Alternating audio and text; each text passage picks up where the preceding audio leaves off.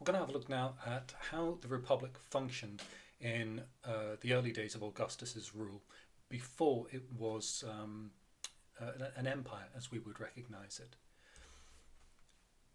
Augustus was very wise in that he learned from the mistakes of Julius Caesar. Caesar took too much power on himself and positioned himself as an autocrat, a single man ruling Rome. But Augustus saw that by bypassing the Republic and not appearing to be a democratically elected leader of Rome, Julius Caesar had stepped beyond the bounds. So when Augustus came to power after Mark Antony was dispatched, he made sure that elections, magistracies, the Senate, all of the mechanics of the Republic continued to do their thing. He made no overt or obvious attempt to diminish the powers of the different arms of government. He might not have done it overtly, but we will see that he covertly actually managed to bend the powers of the Republic to his own will, but we'll come on to that. He did take the position of consul for 8 consecutive years from 31 BCE to 23 BCE, but with the exception of 2 ceremonial occasions after that, he never took the position of consul again. Again, the elections for consuls continued to be elected. Rome, on the surface, remained a democracy.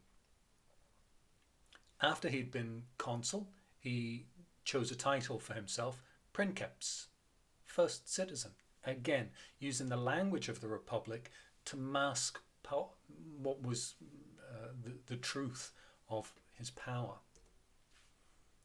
So Augustus was not consul again after 23 BCE, and the Senate gave him tribunicia potestas, the power of a tribune. This meant that he could call assemblies and he could call the Senate whenever he wished. So whilst he was not outwardly the ruler of Rome, he could call the arms of government in Rome whenever he needed them. He was also given proconsular imperium. That meant that he could have the command of an army.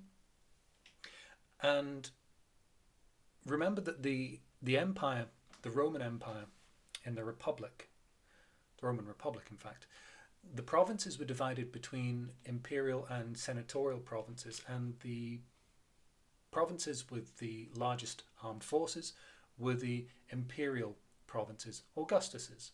So he was in charge of provinces which had the largest armies. And the people who were running his provinces, the legati, they were just puppets doing what Augustus told them to do. So in these 2 moves, he secures the ability to call any of the branches of government together when he so chooses. And he rules the most powerful provinces and has the most powerful armed forces. All of that, surely, is the description of an autocrat. While we're thinking about military success, at the end of a battle, it was customary for Roman forces to proclaim their success. They would attribute it to the glory of Rome. They would give praise to the gods who assisted them in that particular endeavor. However, unlike Marius, Pompey, Caesar, after winning, the armed forces of Augustus did not proclaim the general, the man who had actually overseen the battle. They would proclaim Augustus, even if he wasn't there, which gave Augustus this presence when he was not there. Presence in absence, so to speak. And that actually creates, it's a great propaganda move, it creates this impression of Augustus as omnipotent. All the military successes of Rome, even though he was not there for them, were his. And this meant that Augustus achieved this much more psychologically powerful hold over the armed forces of Rome, but it also meant that the individual generals who were doing the fighting on his behalf, they received none of the praise and therefore did not achieve the status or the power of, a Sulla, a Marius, a Julius Caesar. It was all Augustus. There are other clues that Augustus was not keeping to the principles of the Republic. He took on the position as head of Roman religion, Pontifex Maximus, in 12 BCE. And this is when we start to cross into something which I think most modern people would see as big a sign of a tyrant as it is seeing a 40-foot tall picture of a ruler in a country's capital city. He named the 6th month, Sextilis, after himself. So now Augustus is so deeply into the Roman world, he's actually part of the calendar. He took on the title of Pater Patriae, the father of the fatherland. He established the Praetorian Guard, these essentially a personal legion, 9 to 12 cohorts, who were stationed nearby Rome. Now this could be used to protect Rome against insurrection, riots of the public, but it could also be used to protect the emperor from the Senate if the Senate believed that he was exceeding the boundaries of lawful power. He kept a huge staff, many Greek freedmen and slaves. He divided his responsibilities into different departments to ensure that there was maximum efficiency. You don't need me to read them out there. But the fact that he had this enormous staff and his work was divided up on such a scale gives you an idea that this isn't really first citizen stuff, is it? This is the man who's running the show. The Senate continued to operate. There were still debates. There were still meetings. But the key decisions were always made by Augustus.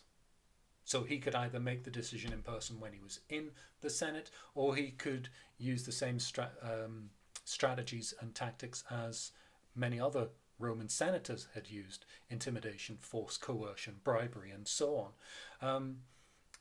But it reaches the point where Augustus's power he is so omnipresent that he is so deeply embedded into this entire network of propaganda and appearance that senators were afraid to disagree with him. They were afraid to block his legislation. He made sure that the senatorial provinces were the non-threatening ones. So the Senate could not call upon vast armies to fight the power of Augustus. He chose governors for his own provinces who would do as he told them to, and he appointed the magistracies. The elections became a formality. They still happened, but the people who won the elections were always the people Augustus wanted to win. Finally, around Augustus, he had a very, very close group of friends and advisors. And for our purposes, there are two that really leap out. And they are Marcus Agrippa, who was a childhood friend and Augustus's most trusted general. He was extremely talented as a general. He was the mastermind behind certainly the defeat of Mark Antony at Actium. But he also had Gaius Maecenas, who was a close friend. Maecenas becomes known as a real patron of culture. So he's the politician who encouraged poets such as Horace and Virgil. He encouraged this enormous artistic movement in Rome. He encouraged a blossoming of the arts. But the arts under Maecenas tended to serve a particular purpose, and that was to aggrandize Augustus, to make Augustus seem to be Rome's destiny. So, for example, the Aeneid, the great Roman epic poem, it's important that that exists because it ties Julius Caesar to Aeneas, and Aeneas back to Venus. It gives this divine heritage to Julius Caesar, and if it gives it to Julius Caesar, then Augustus is also from this divine family tree.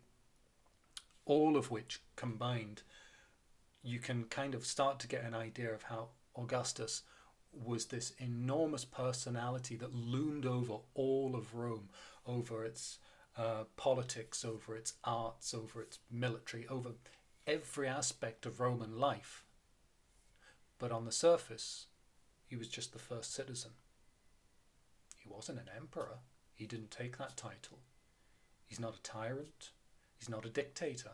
He is none of those things, and yet he is all of those things. I have put together a skinny here which is of limited use because there's so much to cover here. So by all means use this, but I would recommend that you go back and add in notes and details from the presentation. As usual, if you have any questions, then see me in class.